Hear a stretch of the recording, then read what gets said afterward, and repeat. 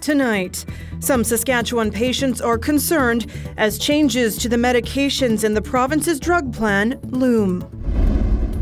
Also, betting by the numbers.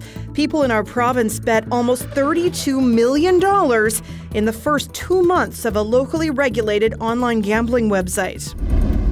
Plus, fun in the snow. How some provincial parks are making it even easier to play outside in the winter. This is CBC Saskatchewan News.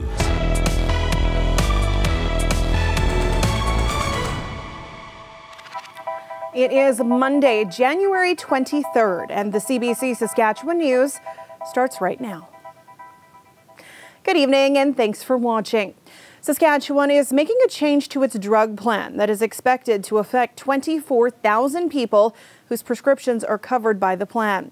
It will be the 6th province to mandate the shift to a different kind of medication, and not everyone is on board. Dane Patterson has more. On April 30th, the Saskatchewan drug plan will move from covering 10 biologic drugs to their biosimilars. That means not paying for the expensive brand name drugs and instead paying for their lower cost versions. Biosimilars are not the same as generics. The province says this could save $20 million a year. Saskatchewan is the 6th province to make the move, but in other provinces, some patients have been concerned that the change could lead them to regress. It's the same here. Being in a lot of pain and not really being able to do anything about it, and trying to navigate life without being able to just even use your hands properly or open a door. McLeod was diagnosed with what's now called juvenile idiopathic arthritis when she was 12 years old. She was put on the first medication she had for months while doctors waited for it to kick in. McLeod says her condition appeared to worsen before being put on her current medication. Her condition was debilitating, and she's scared to go through that again. For so many people, they might be able to switch and life will go on and there won't be much of a disruption. But there is that fear too, where it's just, what if it doesn't? One expert says the data for some drugs will be extrapolated from other drug tests, like for inflammatory bowel disease. But despite that, he says biosimilars are held to a high standard and people shouldn't be concerned. They should go into it with the same open mind they did in the first place when they started taking the biologic all those years ago. Saskatchewan says people with concerns should talk to their doctors. And if they feel a patient needs to stay on a certain name brand drug for health reasons, a doctor can apply for an exemption. Bardell says with that, people may just need to take a leap of faith. Dane Patterson, CBC News, Saskatoon. The opposition NDP and Indigenous leaders are once again calling on the province to stop leasing Crown land. The Saskatchewan government leases unoccupied parcels of Crown land via online auction. The land goes to the highest bidder and leases can last up to 33 years. The next auction is slated for January 31st. For years, Indigenous leaders have said the practice violates treaty rights because it impedes access to traditional territories. Today, many came to the legislature accusing the government of failing to fulfill its duty to consult. Tried working with them for years. We're telling them that we want them to stop what they're doing. This is a direct infringement on our treaty rights. And next steps, we have no choice but to go legal.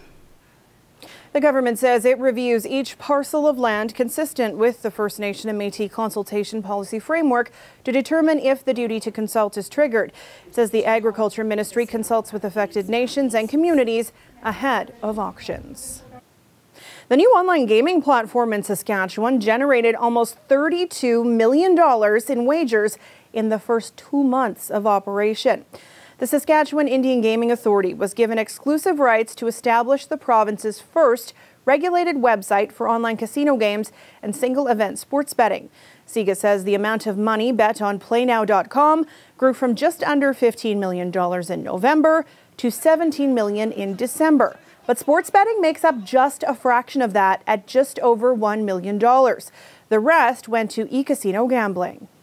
One of the things that surprised me a little bit is that sports is not as big of a a driver for net win as the slot machines. Now, we knew that this was going to be the case. However, when you see all of the money that's being invested by other companies into sports advertising, you would think that there's a lot of money there. The reality is that sports makes up less than 5% of our net win. Bellegarde says after winnings were paid out, PlayNow.com netted about $1.6 million over its first 2 months. Under a 2021 agreement, half the revenue generated from the website goes to First Nation communities. The other half goes to the provincial government. Siga says the site had just over 8,000 registered users by the end of last year.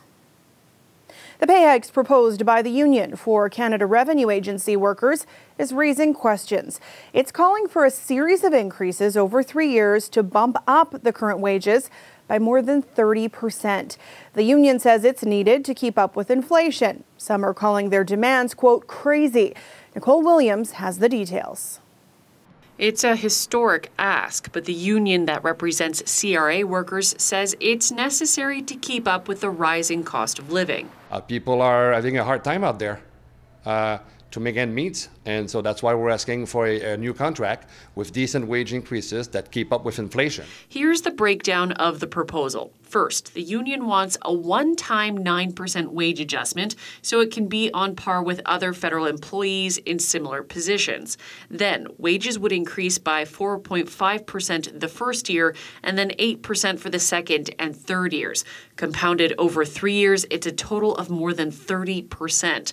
The union says it's fair pay with inflation. Others see it as a cash grab. They're using the inflation as an excuse to gouge Canadian taxpayers that can't afford these crazy demands. And he's not the only critic. The CRA has filed a complaint against the union to a federal public sector labor board. It argues the union has failed to bargain in good faith and make every reasonable effort to reach a collective agreement. I've never heard of demands anywhere close to this.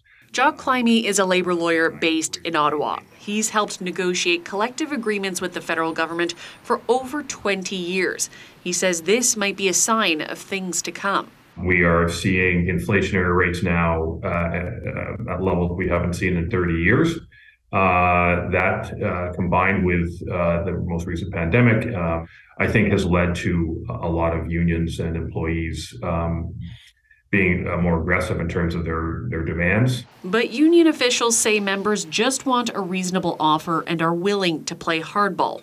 The union announced nationwide strike votes earlier this month. We're going to do our strike votes, get a strong strike mandate, and we're going to shut down the CRA so they get the message clear that we're serious and we're tired of waiting. Votes are scheduled to begin at the end of January, just ahead of tax season. Nicole Williams, CBC News, Ottawa. It's a scenario many homeowners can barely imagine, having your home mortgaged without your knowledge or even sold out from under you. CBC has uncovered new details about a scam, one with ties to organized crime. Farah Morelli explains. That's a red flag right away. Okay. In this file folder, photocopies of countless fake IDs, allegedly used to commit real estate fraud. Private investigator Brian King has been hired by a title insurance company to find those responsible. Right now we have 30 active files, at least 30. And that's just here in the GTA? Yeah. Many of King's cases involve individuals using fake ID to impersonate a legitimate homeowner. They then place a new or second mortgage on the home and take off with the proceeds. He also has cases where people use fake ID to rent homes. Once they get the keys, others impersonate the real homeowners and sell the property, again, taking off with the money. Typically, it's organized crime that's behind it. The people that actually are front-facing on the frauds, the people using the IDs, posing as the homeowners, are not the ultimate people that are receiving the funds. They're usually paid stand-ins. Of King's 30-plus cases, 4 involve a home sold without the owner's knowledge. But there are more than that. There are 3 other title insurance companies in Canada, in addition to the one King works for. They step in when these types of frauds happen to cover costs and get the home back to the true owner. These companies tell CBC News they too have seen cases of stolen homes, and not just here in Toronto. They're largely happening in the Greater Toronto area and the Greater Vancouver area. Experts say the number of cases started picking up in late 2019. and estimate title insurance companies have lost around $200 million in title and mortgage fraud cases since then. We went from 0 of those claims to now many dozens of those claims. It's not sustainable over the long term, so we really need the whole real estate industry working together to weed out these fraudsters. We're seeing a level of sophistication in that area that we've never seen before. It's very organized. Given the volume of cases, some are wondering why there's been so little attention. We were told over and over and over again that we were the only people. This was such a rare situation. Melissa Walsh's 95-year-old great-uncle nearly lost his home in Toronto's East End after fraudsters used fake IDs to rent his home, then impersonated him to list it for sale. Hearing that this has happened to potentially over 30 other families is hard to wrap your head around. And again, I don't understand why this hasn't been discussed. Meanwhile, behind the scenes, with the recent rise in cases, investigators like King have their work cut out for them. It's a very painstaking process to try and understand who's behind it. Quietly tracking down those responsible for a sophisticated scam that's growing. Farah Morali, CBC News, Toronto. Sunwing Airlines is cutting more flights, this time from 3 maritime airports to sunny destinations. Earlier this month, the company canceled scheduled departures from Regina and a few other Canadian cities. Brett Ruskin looks at the impact. Getting away from this wet maritime weather is a little bit more difficult now with Sunwing's cuts to its service. The latest cuts affecting Halifax, Fredericton, Moncton. For example, Halifax currently has 2 weekly flights down to Veradero, Cuba on Sunwing planes. That is being cut down to just 1 weekly flight as of mid-February. This joins the long list of cities that have seen Sunwing service cut. We're looking at Regina, Saskatoon, Winnipeg, North Bay, Sudbury as well, all seeing reductions in service for Sunwing. These cuts actually took place about 2 weeks ago. We're just starting to hear about them now from various travelers. Travelers had been told, hey, listen, you had booked flights previously, months ago perhaps. Those flights will no longer be happening. We'll give you a refund for these flights and you can rebook your service. Customers and clients and these travelers have, for the most part, said that they are frustrated, but to a certain degree understanding because they are receiving refunds and there was that huge influx in both volume of travelers in that holiday period, but also issues encountered by airlines, including Sunwing. But many travelers are finding that even though they get their money refunded, that they still have to figure out plans to perhaps change dates, which might be difficult when you're booking things down south. For example, theme parks, Disney, you have that non-refundable ticket perhaps. Also, flights to book now are certainly going to be more expensive than they were perhaps months ago. So just the latest round of cuts for Sunwing Airlines. Brett Ruskin, CBC News, Halifax. Well, that sunshine sure was nice while it lasted over the weekend. There were some sunny breaks today, but this is largely how things look today in Regina. And while it's gloomy, at least it's warmer, but it's not going to stay that way either. Ethan will explain in his forecast after the break. Stay with us.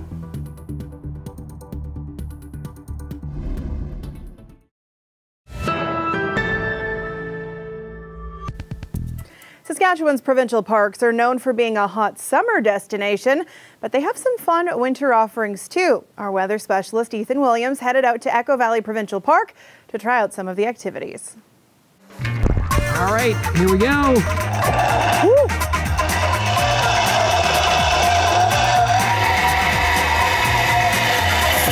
I'm here now with Shelley with Echo Valley Park, and Shelley, lots to do out here. Tell us about what you have. Absolutely. There are a lot of activities going on this winter. New to the park this winter, we have our Ninja Warrior course. It's a new ad. It's located directly next to the visitor center. It has a 100-foot zip line. We've got a climbing wall, a ninja slack line. It was a thought that came from our maintenance team of a way to really engage families, to have them stay with us in park a little bit longer. Folks can typically only skate for anywhere from half hour to an hour. You'd get a little bit cold, potentially your feet get sore. So the Ninja Warrior course is some obstacles to test your balance, your strength, your endurance, and really what it's about is keeping kids warm and engaged while outdoors enjoying the Saskatchewan winters. We also have our skating loop that we have increased in length. It's now 800 meters. We've added 1.5 kilometers of lighting around the entire perimeter of our skating track, which is great. Visitors are really loving that. We have snowshoeing. We have interpretive programming that goes with the snowshoeing, where you're taken out by a guide.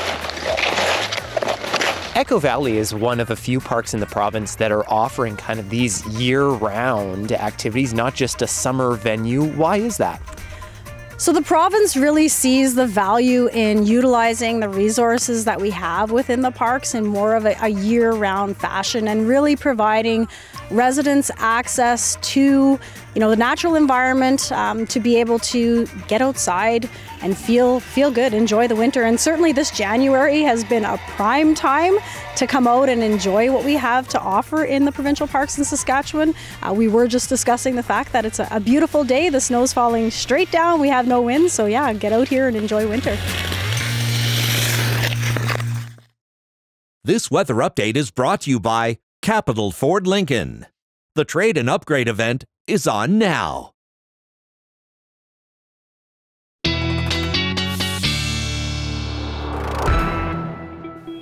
And Ethan joins me now. He is as tall as he looks in that video. I mean, lifting your legs up to do the zip line. Yeah. What's your must-do at Echo Valley? It looked fun. I got to go with the zip line because, maybe I'm a little too tall for it, but man, that is so much fun going down that hill there. And the rock climbing wall, harder than it looks. My fingers are still sore from gripping onto that. But, we were mentioning that there's lots of great weather to get out there at Echo Valley. And I think the next few days there will be enough snow, definitely, to go out and enjoy some winter activities before the cold sets in. And I want to focus on temperatures first because we have quite the colorful map of Saskatchewan here. Over a 30-degree spread between the southwest and northeast of the province. And that is because we have a stationary front which is draped across the province. And you'll see it here now from northwest to southeast, and behind that, of course, the colder air, very warm air still in southwestern Saskatchewan, well above normal for this time of year. It's attached to that low pressure system that you see there, and that low is bringing in just a little bit of snow to western portions of Saskatchewan. Through the north today, we saw some snow, once again draping the province in cloud cover. We had some nice sun for part of the weekend, but I'm afraid this cloud cover is with us for the next few days. Now, in terms of the snow, we are going to be seeing that move through southeast through the province tonight. Cloud cover still in place. And then getting through the day tomorrow, I think that's going to end around the noon hour before we see mostly cloudy conditions. Wednesday, look for continued cloud cover, a little bit of snow here and there. But it's our next system that we're going to be watching on Thursday that's going to bring some messy conditions, rain and snow. And I think we'll have a little bit of a better idea of what that's going to look like tomorrow. Now, through tonight and through tomorrow morning, I think probably about 2 to 4 centimeters roughly through south and central Saskatchewan. No real big amounts coming from this. The north of the province, you've already seen the majority of your snow, maybe another centimeter or so here and there, especially in an area from Meadow Lake up toward Isle La Crosse and Buffalo Narrows. Now, in terms of wind gusts, we have seen those pick up a little bit in advance of this system in western Saskatchewan today, and they will kind of stay that way through the night tonight, between 40 and 50 kilometers an hour, I think, at the most. Those will slide eastward a little bit through the night into tomorrow morning, and then through tomorrow afternoon beginning to die off, but still a little breezy along southern portions of the province. And then we get into Wednesday, similar situation with those winds along the south, and then Thursday they'll really pick up with that system moving in. And with a little bit of wind and a little bit of snow, looking for visibility to drop at times close to maybe a kilometer in some places, maybe even under that, especially in southern sections of the province. Even into mid-morning tomorrow, we'll need to be watching out for that. So highway hotline, once again, going to be a good thing to check before you head out if you're heading out on the highways. Now, aside from that, temperature is actually going to remain pretty warm, and then there's a drop-off. But let's just ignore that for the time being. That's a few days away. Saskatoon staying well above normal. You might even see a few breaks of sun here and there. Rain and snow possible on Thursday with some windy conditions. And then Friday, kind of the last day before we see the sun come out, but temperatures cool down. And yes, Sam, those are wind chills back into the minus 30s. I mean, it had to happen. All right, I'm done. You can uncover your ears now. If I'm ignoring you, it doesn't happen, right? That's right. It goes away. Thanks, Ethan. You bet. In Amsterdam today, thousands of people marked National Tulip Day in spectacular fashion. What a difference in the weather. They flocked to a square to pick flowers for their own gardens. The area was filled with more than 200,000 tulip bulbs. Almost 20,000 people showed up, picking as many as 20 tulips for free. And most of those flowers were gone in less than 3 hours. We'll be back after the break.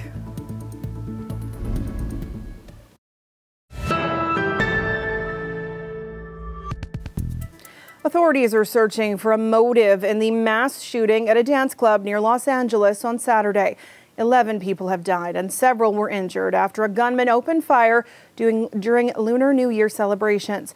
It's the deadliest shooting incident in the state since the attack on a school in Uvalde, Texas in May. Cameron McIntosh has the latest. Digging into the crime scene and the history of the shooter, police in Monterey Park say they're still trying to figure out what motivated a 72-year-old man to open fire in this dance studio, a place where he was reportedly known by patrons. The why is a big part of this. The problem is we may never know the why, and we have to work past that. Saturday night around 10:20, this dance studio was full of people celebrating the Lunar New Year. A man started firing with an automatic pistol. At some point, we'll probably have a fragmented why, but I don't know if we'll ever have the full story. Less than 30 minutes later, he tried to enter another club nearby. I needed to take this weapon, disarm him, or else everybody would have died. Brandon Say explained how he disarmed him this morning on ABC television. I was able to pull the gun away from him, shove him aside, create some distance, point the gun at him, intimidate him. The shooter fled in a white van. Pulled over hours later by police, he shot himself. There's so much fear and trepidation. For many in the Asian American community, Lunar New Year was to mark a sort of new beginning after the pandemic, which saw the community subjected to hate. To have this violence come from within is jarring. The hate doesn't always come from outside of the community. It can come from inside. We cannot let mass shootings be the norm, not here in Monterey Park, not in California, not anywhere in the United States of America. But already this year, the United States has had more than 30 mass shootings just 3 weeks in. This one, the deadliest so far. Cameron McIntosh, CBC News, Washington.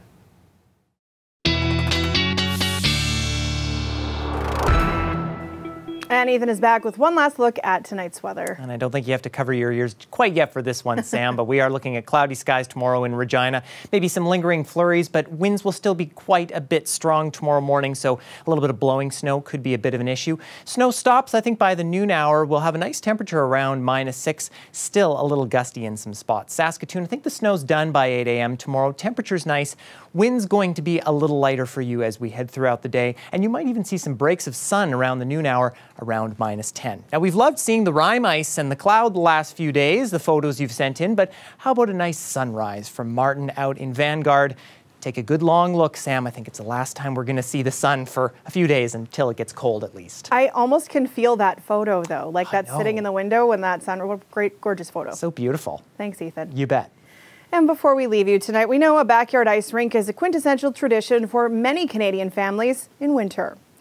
One family in Camrose, Alberta is putting in time to build not just a rink, but a community hub stretching 15 meters long and 10 meters wide.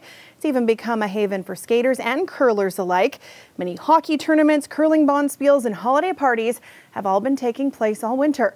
Even the curling stones are homemade, along with a custom Zamboni built to keep the ice in top shape. How fun. That is it for us tonight. For news anytime, you can head to cbc.ca/sask or /Saskatoon or subscribe to our YouTube channel. Glenn, Reed, and Ethan are back with more tonight at 11. Thanks for watching. Have a great night.